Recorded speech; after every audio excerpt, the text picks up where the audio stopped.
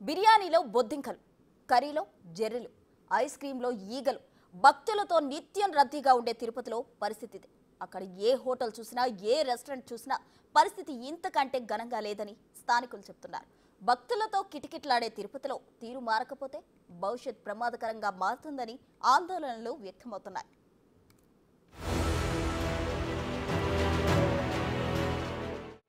శ్రీవారి దర్శనానికి వెళ్తున్న భక్తులారా జాగ్రత్త.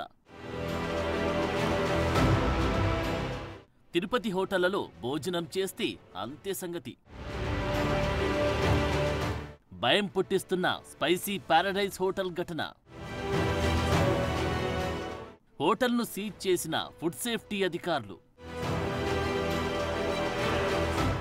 మిగిలిన వాటి పరిస్థితి ఏంటని ప్రశ్నిస్తున్న స్థానికులు. తిరుమల తిరుపతి దేవస్థానం జీవితంలో కనీసం ఒక్కసారైనా శ్రీవారిని దర్శించుకోవాలని ప్రపంచవ్యాప్తంగా ఉన్న హిందువులు కోరుకునే పుణ్యక్షేత్రం. నిత్యం భక్తులతో కిటకిటలాడే హిందూ దేవాలయం. ఏడుకొండలవాడి భక్తులే తిరుపతి అభివృద్ధికి, అక్కడి వ్యాపారాలకు ప్రధాన వనరులు. అందులోనూ హోటళ్ల వ్యాపారానికి తిరుపతి తిరుగులేని ప్రాంతం. అయితే దీన్నే హోటల్ యజమానులు అనుకూలంగా మార్చుకొని నాణ్యత లేని ఫుడ్ను వండి వడ్డిస్తున్నారు.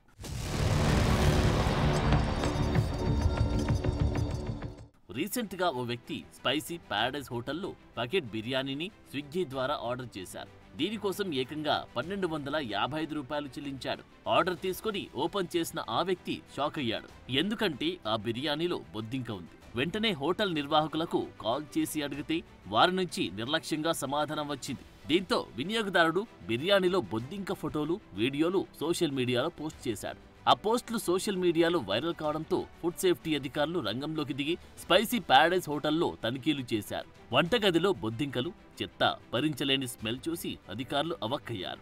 అంతేకాదు పాత్రలకి మూతల్లేవు. కోల్డ్ స్టోరేజీని సరైన పద్ధతి అమలు చేయడం లేదు. దీంతో అధికారులు హోటల్ను టెంపరరీగా సీజ్ చేశారు. నిబంధనలన్నీ పాటిస్తూ మార్పులు చేస్తే అప్పుడు తెరిచేందుకు అనుమతిస్తామని స్పష్టం చేశారు. అంతేకాదు అధికారులు అక్కడ ఆహార పదార్థాలు సేకరించి ల్యాబ్కు పంపించారు. రిపోర్ట్స్ వచ్చిన తర్వాత ఫలితాలను బట్టి మరిన్ని చర్యలు తీసుకుంటామని చెప్పారు.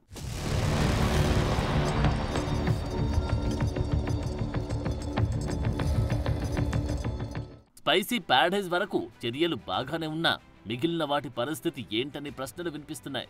ఎందుకంటే తిరుపతిలోని ఈ తరహా వ్యవహారం స్పైసీ పారడైజ్కే పరిమితం కాలేదు. దాదాపు అన్ని హోటళ్లు, రెస్టారెంట్లు కూడా నాణ్యత లేని ఫుడ్ పెడుతూ ధరల నియంత్రణ పాటించడం లేదని అంటున్నారు స్థానికులు. శ్రీవారి దయ వలన హోటళ్లకు గిరాకీ తగ్గనే తగ్గదు. వద్దన్న వినియోగదారులు వస్తూనే ఉంటారు. భక్తులతో తిరుపతి ఎప్పుడు కిటకిటలాడుతూ ఉండడంతో హోటల్స్లో టోకెన్ దొరకడమే కష్టం. కాబట్టి మనం ఏం పెడితే అది తింటారులే అని నిర్వాహకులు భావిస్తున్నారనే విమర్శలు బలంగా వినిపిస్తున్నాయి. పైగా ఎక్కడి నుంచో భక్తులు వస్తారు. ఫుడ్ సరిగా లేదని ఫిర్యాదు చేసే ఛాన్స్ ఉండదని నిర్లక్ష్యంగా కూడా ఈ క్వాలిటీ లేని ఫుడ్కు కారణమని మరికొందరు అంటున్నారు. హైఫై హోటల్స్ నుంచి రోడ్డు పక్కన ఉన్న తోపుడు బల్ల వరకు అన్నీ ఈ విషయంలో పోటీ పడుతున్నాయని విమర్శలున్నాయి.